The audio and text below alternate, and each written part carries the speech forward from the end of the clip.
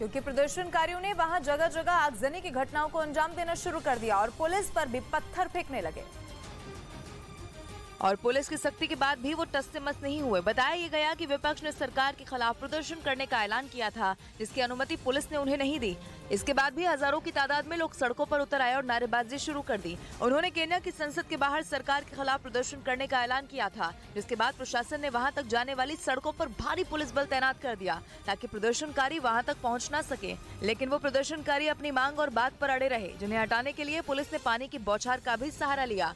विपक्ष का आरोप है कि पिछले साल अगस्त के महीने में राष्ट्रपति विलियम रूटो वैधानिक तरीके से नहीं चुने गए। इतना ही नहीं, विपक्ष ने वहां महंगाई बढ़ने का जिम्मेदार भी अपने राष्ट्रपति को ही ठहरा दिया। बताया गया कि विपक्ष इस प्रदर्शन में शामिल 3 नेताओं समेत कई प्रदर्शनकारियों को पुलिस ने गिरफ्तार भी कर लिया। उधर रूस की तरफ से हमले का एक वीडियो जारी किया गया, जिसमें उसके सैनिक यूक्रेन के जवानों पर सैकड़ों गोले बरसाते दिखाई दिए। पुतिन की सेना ने दावा किया कि उसने इस बमबारी में यूक्रेन की सेना के कई ठिकानों को तबाह कर दिया। और इतना ही नहीं, उसने यूक्रेन के कुछ जवानों को मार गिराने का भी दावा किया। जो वीडियो रूस की तरफ से जारी किया गया, उसमें उसके सैनिक हमले की तैयारी करते नजर आए। जैसे ही तैयारी पूरी हुई, रूस के जवानों ने यूक्रेन की सेना पर बमों की बारिश कर दी, जिससे वहां जोरदार धमाका हो गया और ऐसा लगा मानो कोई ज्वालामुखी फूटा हो। इतना ही नहीं, एक के बाद एक कई धमाके होते दिखाई दिए। वहीं भीषण बमबारी के बाद पूरे जंगल में धुएं का गुबार छाया नजर आया। रूस ने दावा किया कि उसने इस हमले में यूक्रेन की फौज को भारी नुकसान पहुंचाया। हालांकि बमबारी किस इलाके में की गई, इसकी जानकारी उसकी तरफ से नहीं दी गई।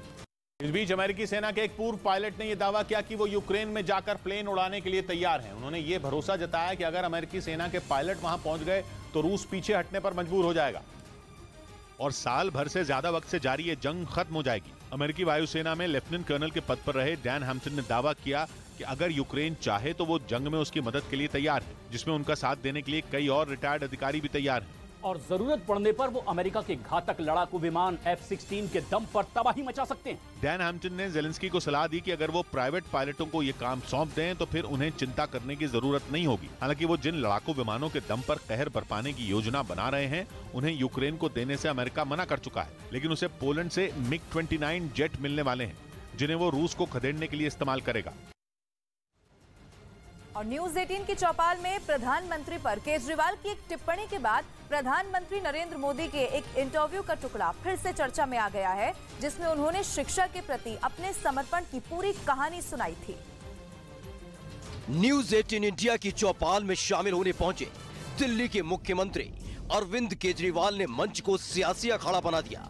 उन्होंने सार्वजनिक मंच का इस्तेमाल देश के प्रधानमंत्री पर निजी हमले के लिए किया। उन्होंने सार्वजनिक मंच से नरेंद्र मोदी की पढ़ाई लिखाई